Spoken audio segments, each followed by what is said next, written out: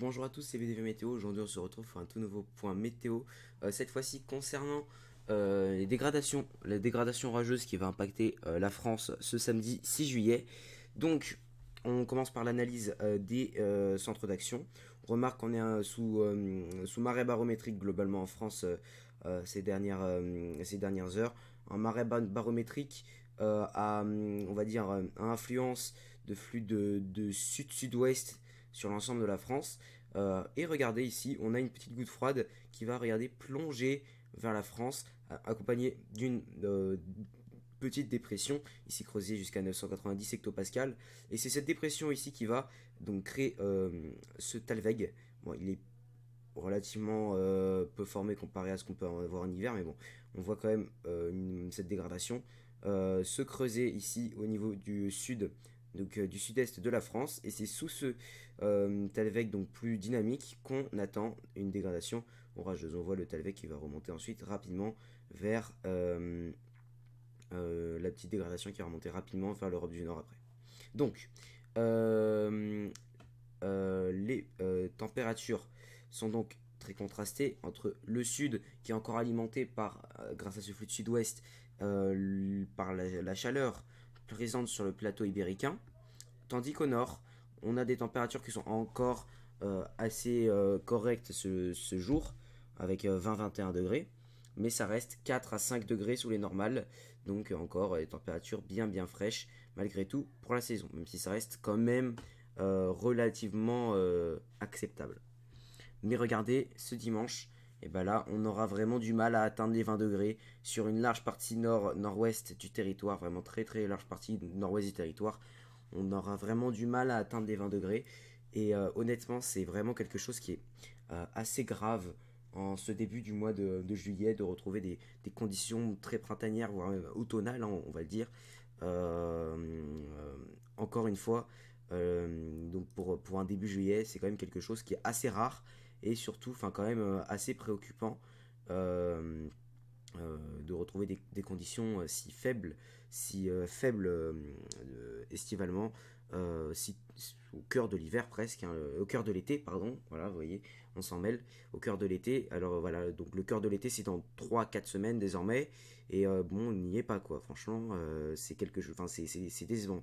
Pour l'instant c'est décevant, alors je veux pas dire qu'il faut du 35 tous les jours, loin de là, mais disons qu'avoir un temps estival et 25, 26, 27 degrés, c'est quelque chose qui est mieux que 18 degrés et puis basta quoi. Voilà. Je voulais en venir à ça. Je suis pas à dire qu'il faut des canicules tout le temps, loin de là. Moi je pense qu'il faut plutôt du contraste, des étés assez contrastés avec pas mal de chaleur, pas mal de contraste avec des dégradations orageuses. Ça c'est des bons étés. L'été dernier était un bon été, même si on a eu un passage pluvieux et assez humide au milieu de l'été. Mine de rien, l'été est resté conséquent et assez long globalement. Puis globalement, c'était même l'un des étés les plus chauds de l'histoire, malgré tout, surtout grâce au mois de septembre, qui certes ne fait pas partie de l'été météorologique. Bref, donc des températures très basses, sauf dans le sud-est, et c'est ce contraste entre les deux qui va créer ces orages qui pourraient être forts. Et par la suite, vous voyez, les températures vont avoir du mal à vraiment remonter au-dessus des normales de manière assez durable, à part au sud. Donc pour le nord, ça va être assez compliqué, voire même très compliqué de retrouver des températures dans les normales, surtout vraiment au nord-ouest.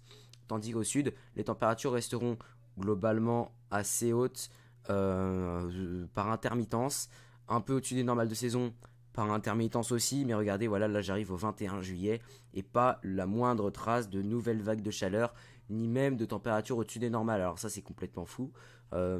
Après c'est GFS, mais GFS, en été, il a l'habitude de sortir des canicules de fou. Tandis que regardez, ces coups de chaud vont se multiplier en Europe de l'Est. On va retrouver des températures proches des 36 à 40 degrés entre la Pologne, la Biélorussie, l'Ukraine et la Roumanie. Donc des températures exceptionnelles pour le coup. Il y a une vague de chaleur continue. Regardez ici, plus de 40 à 42 degrés en Ukraine, ce qui est quelque chose d'assez rare malgré tout. Le record de chaleur, je me suis un peu renseigné, je crois que c'est 42 degrés. Et c'était à Lugansk en 2010, c'est pour dire. Donc des températures qui sont très élevées pour la région. De base, en moyenne, on est plutôt autour de 28, c'est-à-dire ce qu'on retrouve à la fin du mois. Donc également beaucoup de précipitations, voilà, un enchaînement de petites gouttes froides, des passages anticycloniques, mais globalement on n'est pas fixé sur un temps anticyclonique qui est vraiment sec pour l'instant, même si bon c'est la grande tendance, et donc voilà, on ne peut pas s'avancer là-dessus. Donc maintenant revenons aux orages, les orages qui vont se déclencher ce soir sur les Pyrénées, ils vont remonter sous forme d'averses, voire d'orages dans la matinée de samedi, donnant parfois des orages déjà assez pluvieux du côté du Jura. Puis enfin, des orages, attention aux orages assez statiques en V, hein, qui pourront se former du côté de la vallée du Rhône, de la basse vallée du Rhône autour du sud de Valence, dans la Drôme. Donc là, il est modélisé sur le sud de Valence. Il peut également être modélisé plus au nord. Regardez, on voit globalement ces orages assez linéaires, assez statiques, assez pluvieux, se former autour de l'agglomération lyonnaise et redescendre la vallée du Rhône progressivement avant de perdre en activité à la tombée de la nuit et donc de mourir une fois la nuit bien tombée. Donc ces orages assez costauds de manière électrique aussi sont réellement costauds, indice potentiel foudre, électriquement pas incroyable, donc c'est pas des orages vraiment électriques qui sont attendus, mais c'est surtout des orages extrêmement pluvieux qui sont attendus sur les régions, sur ces régions donc de la vallée du Rhône, des Alpes, donc des pluies très intenses, des cumuls qui pourront atteindre 50 à 100 mm localement. Regardez, on a des modélisations à plus de 70 mm ici dans la Drôme, ça pourrait monter un petit peu au-dessus. On verra au niveau des lames d'eau ce que ça donne, même si c'est très probable qu'on atteigne les 50 à 60 mm localement. C'est surtout le caractère peu mobile de ces orages qui inquiète, et également les régions touchées qui sont les Alpes du Nord, qui ont déjà été touchées par des orages extrêmement pluvieux et qui ont même eu des dégâts. Donc c'était le 23 juin. Et donc la situation pourrait revenir donc sur la zone avec des orages encore très pluvieux sur les Alpes du Nord, et donc à craindre des inondations, du ruissellement très important, peut-être des laves d'inondation, donc ces gros rochers qui dévalent les montagnes, comme on l'a vu en Suisse.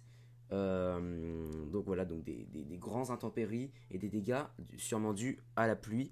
On attend donc ça dans les Alpes du Nord. Alors c'est pas forcément sûr, ça peut pas forcément arriver, même si c'est très probable au vu des quantités de précipitations et des orages à caractère plutôt statique qui toucheront donc ces régions, donc en allant du Jura, du sud du Jura principalement, les Alpes du Nord, et ça devrait s'arrêter au niveau du massif de la Vanoise, à la limite jusqu'à Beldon, et puis sur la vallée du Rhône, même si les dégâts liés au ruissellement dans la vallée du Rhône sont moins forts, malgré tout des orages pluvieux. Donc les dégâts liés au ruissellement, c'est plutôt de l'accumulation d'eau dans les jardins, dans les villes les plus plates, qui peut donc créer des inondations de surface dans ces zones. Donc on se retrouve donc très prochainement pour un nouveau point météo. C'était BD Météo, et à plus.